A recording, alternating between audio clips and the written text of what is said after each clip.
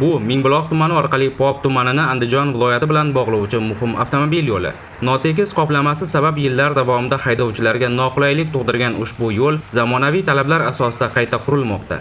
Loyiha yakunlangach, qo'shni viloyatdan keluvchi haydovchilar 50 kilometrdan ortiq masofani tejab, Namangan shahriga kirmasdan manziliga tezroq yetib borish imkoniga ega bo'ladilar.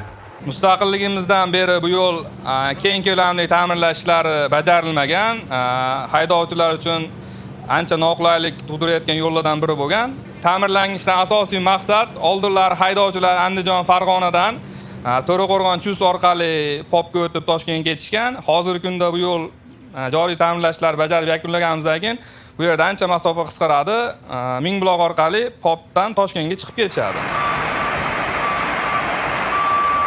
Ayni payt qurilish maydonida 10 ta maxsus texnika va 20 nafardan ortiq ishchi xodim mehnat qilmoqdalar. Yakunda 9 metr bo'lgan 2 tasmali avtomobil yo'li foydalanishga topshiriladi. D129 yo'nalishida 38 kilometr qismi loyihalashtirilgan bo'lib, bundan 15 kilometri asfaltlash ishlari asfalt yotqizib bo'lindi. Harakat jadalligi kuniga 10 ming texnika. Ushbu loyiha 37 milliardga baholangan bo'lib, oktyabr oxirlariga yakunlanadi.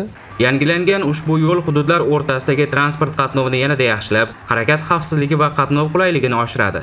Natijada minglab haydovchilar manziliga qisqaroq masofa va kamroq vaqt sarflab yetib borish imkoniga ega bo'ladilar.